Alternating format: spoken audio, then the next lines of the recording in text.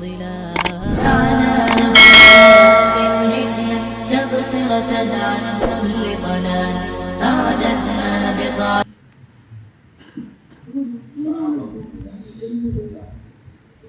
رسول رضی اللہ تعالیٰ عنہ فرماتے تھے کہ یہ سکینہ بسم اللہ الرحمن الرحیم الحمدللہ وحدہ والصلاۃ والسلام علی من لا نبی بعد اما بعد اعوذ باللہ من الشیطان الرجیم بسم اللہ الرحمن الرحیم وبما رحمۃ من اللہ لنت لهم ولو كنت فظا غليظ القلب لانفضوا من حولك واعف عنهم واستغفر لهم وشاورهم في الامر فاذا عزمت فتوكل على الله إن الله يحب المتوكلين. وقال أبو هريرة رضي الله تعالى عنه ما رأيت أحدا أكثر مشورة من رسول الله صلى الله عليه وسلم. قابل احترام دوستو، بزرگ اور عزیزو، دین کی اہم بنیاد وہ نماز ہے. حدیث میں آتا ہے جس نے نماز کو قائم کیا اس نے دین کو قائم کیا. جو نماز کو قائم نہ کرے وہ دین کو قائم نہیں کر سکتا. ایسے ہی کام کی اہم بنیاد مشورہ ہے. اہم بنیاد مشورہ ہے. اور جس طریقے سے نماز کا ایک ظاہر ہے اور ایک باطن ہے، ارکان اذکار یہ نماز کے ظاہر ہیں اور دھیان یہ نماز کا باطن ہے، ایسے ہی مشورے کا ظاہر کے امور کا طے کرنا ہے. جو امور ابھی لکھائے گئے ہیں یہ ساری چیزیں آپس کے مشورے سے طے ہوتی ہیں، لیکن مشورے کا جو باطن ہے ہمارے حضرت فرماتے ہیں ہر فرد امت میں دین کے مٹنے کا درد و غم پیدا ہو جائے. یہ مشورے کی بنیاد ہے. اس لیے کہ اللہ کے یہاں اس درد و غم کا اتنا مقام ہے اور اتنی حیثیت ہے کہ اگر ایک دنیاوی اعتبار سے معمولی شخص بھی اس درد و غم کے ساتھ زندگی گزار رہا ہے تو اللہ تعالیٰ نے اس کا تذکرہ قرآن کا دل سورہ یاسین میں کیا ہے. حبیب نجار، نجار اسی لیے کہتے ہیں کہ عربی میں نجار بڑھئی کو کہتے ہیں. بہت دنیاوی اعتبار سے معمولی پیشہ تھا، لیکن صرف وہ قرآن نہیں بلکہ قلب قرآن میں اس کا تذکرہ. وجاء رجل من اقصى المدينة يسعى. کیوں؟ کہ بنیاد یہی ہے کہ اپنی قوم کے تعلق سے اس کے اندر جو درد و غم ہے، فکر ہے. یا قوم اتبعوا المرسلین، کہ میری قوم تم نبیوں کی بات کو مان لو. تو اللہ کے یہاں اس چیز کا بڑا مقام. جسے کے اعتبار سے تو ہاتھی بہت بڑا ہے، لیکن ہاتھیوں والی صورت 2 لائن کی ہے اور چوٹی بہت چھوٹی ہے، لیکن آدھے پارے کی صورت ہے سورہ نمل. سورۃ الفیل بہت مختصر ہے لیکن سورہ نمل آدھے پارے کی ہے. اللہ کے یہاں اس چھوٹی سی مخلوق کا عمل اتنا پسند آیا ہے کہ اس کے نام پر مستقل سورت کا نام رکھ دیا. اپنی قوم کی فکر کر رہی. تو مشورے کی اہم بنیاد ہر فرد امت میں دین کے مٹنے کے درد غم کا پیدا کرنا ہے. اور جیسے میرے دوستوں بزرگوں، نماز کا اثر انسان کی زندگی پر پڑتا ہے، سارے اعمال پر پڑتا ہے. علماء نے لکھا ہے من صحت صلاته صحت حیاته. جس شخص کی نماز صحیح ہو جائے گی اس کی زندگی صحیح ہو جائے گی. اسی لیے کہا نا، سالن کا پیالہ اگر ہاتھ سے چھوٹ گیا تو کہا کہ نماز کو ٹھیک کرو. تمہاری نگاہ نماز میں صحیح ہوگی تو نماز کے باہر بھی صحیح ہوگی. کہ ایسے ہی مشورے کا صحیح ہونا، مشورے کے صحیح رخ پر آنا، یہ کام کو صحیح رخ پر جمانے کا بنیادی ذریعہ ہے. ہمارے حضرت فرماتے ہیں مشورے کے آداب کا بار بار مذاکرہ اسی لیے ہے کہ مشورہ سنت پر باقی رہے، رواجی طریقہ اور سیاست کا رخ اختیار نہ کرے. کیونکہ رواج میں ظلمت ہے اور سنت کے اندر اللہ نے نور رکھا ہے، تو وہ نور ہمیں بھی حاصل ہو اور ہمارا مشورہ سنت کے طریقے پر ہو. اس لیے بار بار آداب کا مذاکرہ ہے کہ جس نے وقار کے ساتھ نماز کا اہتمام ہے، کہا مشورہ بھی اتنے ہی سکون اور وقار کے ساتھ ہو. قرآن پاک میں جو مشورے کو نماز کے ساتھ جوڑا گیا ہے وہ ایسے ہی بھی جوڑا گیا ہے. اس کی 50 حکمتیں مصلحتیں ہیں. روزے کے ساتھ بھی جوڑ سکتے تھے، حج کے ساتھ بھی جوڑ سکتے تھے، نماز کے ساتھ تو جوڑا گیا کہ بہت ساری چیزیں بتائی جا رہی ہیں، نماز کے ساتھ اس کو جوڑا گیا ہے۔ جیسے نماز کی شرکت ہر فرد امت کے لیے ضروری ہے، مخصوص طبقے کا کام نہیں ہے کہ چلو امت کا ایک طبقہ نماز میں آ گیا مسجد میں تو جماعت کا فریضہ پوری امت سے ثابت ہو گیا، کیا ایسا نہیں ہے؟ نماز کی جماعت عالم کے لیے، جاہل کے لیے، شہری دیہاتی، پڑھے لکھے ان پڑھ، ہر ایک کے لیے ہے۔ کہا کہ دین کی فکروں کے زندہ کرنے کے لیے جو مشورہ ہے ہر فرد امت کی ذمہ داری۔ اور جیسے فرض نماز کے لیے اپنے سارے تقاضوں کو آگے پیچھے کر دیا جائے گا، جیسے حاجی صاحب نے کہا نا، ایسے ہی مشورے کے لیے بھی اپنے سارے تقاضوں کو آگے پیچھے کر دیا۔ بعض موقعوں پر تو اپنے دینی انفرادی عمل کو بھی چھوڑ دینے کا حکم ہے نماز کو قائم کرنے کے لیے۔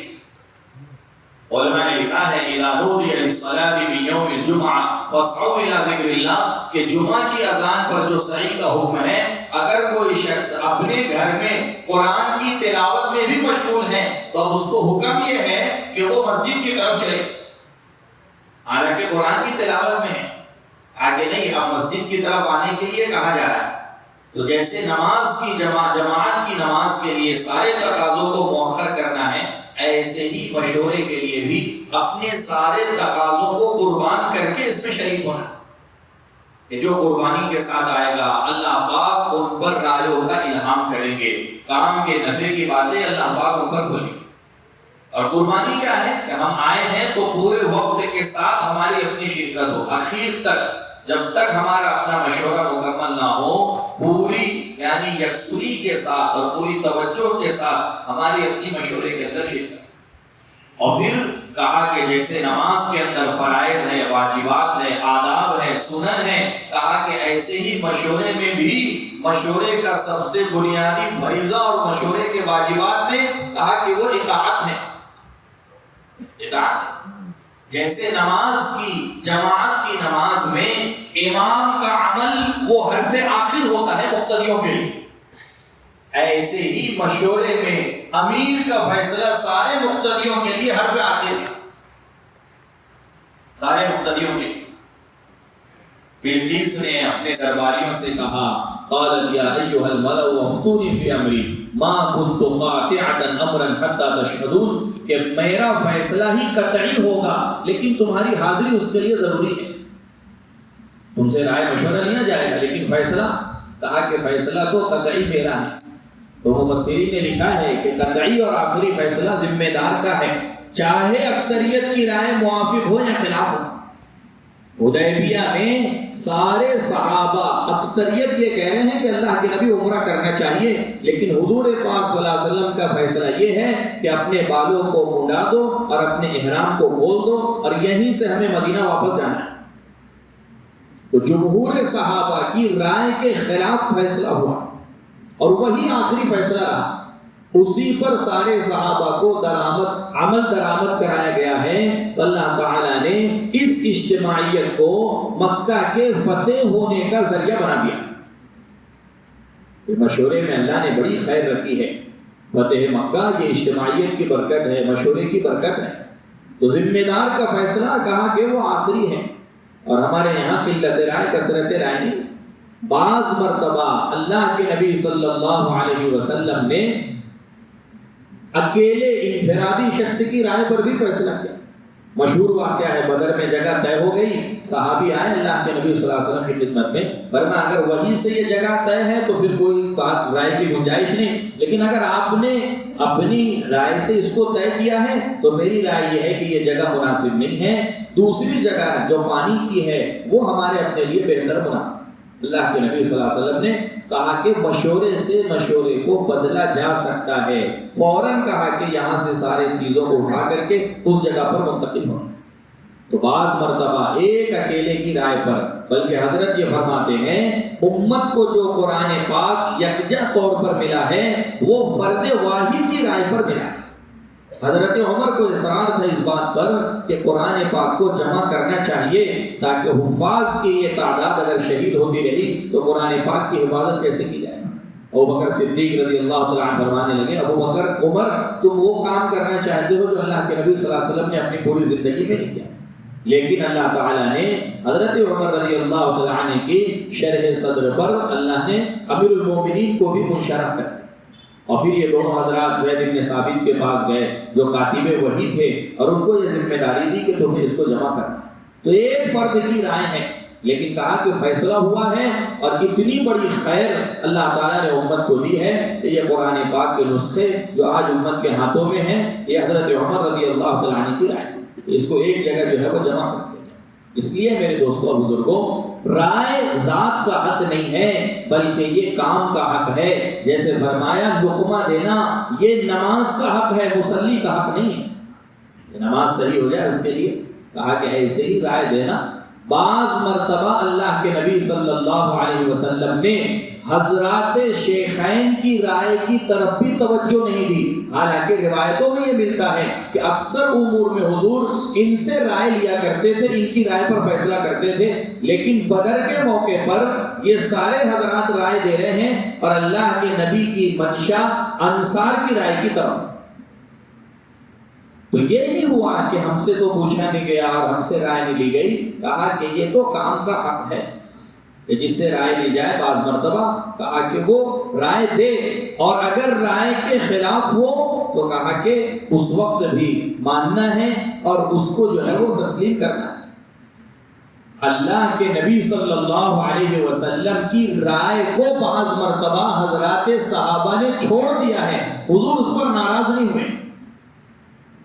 حضرت مغیرہ کو، حضرت مغیث کو اپنے حضرت بریرہ سے بڑی محبت تھی، نکاح ہو گیا، لیکن کسی وجہ سے آپس میں جدائی کی نوبت آ گئی۔ حضرت مغیث آئے اللہ کے نبی صلی اللہ علیہ وسلم کے پاس کہ اگر آپ سمجھا دیں بریرہ کو تو وہ آپ کی بات کو ٹالیں گی۔ تو اللہ کے نبی صلی اللہ علیہ وسلم نے ان سے کہا کہ تم مغیث کے ساتھ نکاح کر لو۔ فرمایا اللہ کے نبی یہ آپ کا حکم ہے یا رائے؟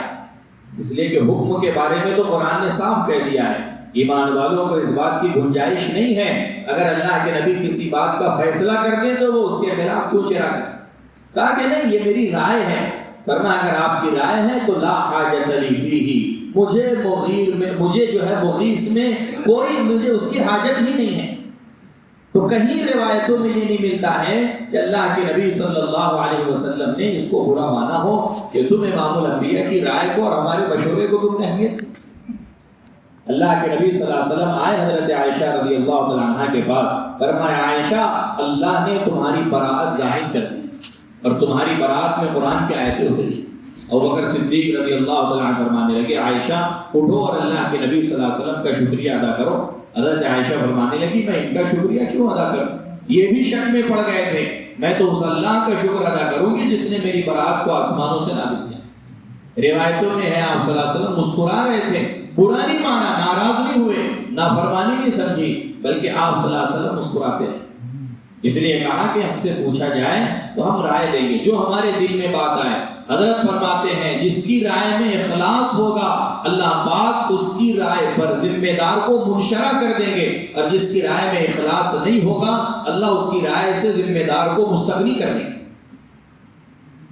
اس لیے کہا کہ اتنی مشورے میں وسعت دی گئی ہے اجتماعیت کو باقی رکھنے کے لیے کہ یہاں تک آپ صلی اللہ علیہ وسلم نے فرمایا کہ جب تک امیر صریح کفر کا حکم نہ دے اس وقت تک تمہارے ذمے امیر کی بات کا سننا اور ماننا ضروری ہے۔ جب تک صریح کفر کا حکم نہ دے یا جماعت کے چھوڑنے کا حکم نہ دے، ان دونوں صورتوں میں تو مخالفت کی اجازت ہے، ورنہ امیر کی مخالفت کی اجازت نہیں ہے، بلکہ امیر کی بات کا سننا اور ماننا ہے۔ صریح کفر کا حکم دے تو کہا کہ لا طاعت لمخلوق فی معصیت الخالق، کہ پھر اب اللہ کے حق کے بارے میں کسی کی رعایت نہیں ہے، لیکن اس سے پہلے کہا کہ اپنی اجتماعیت کو باقی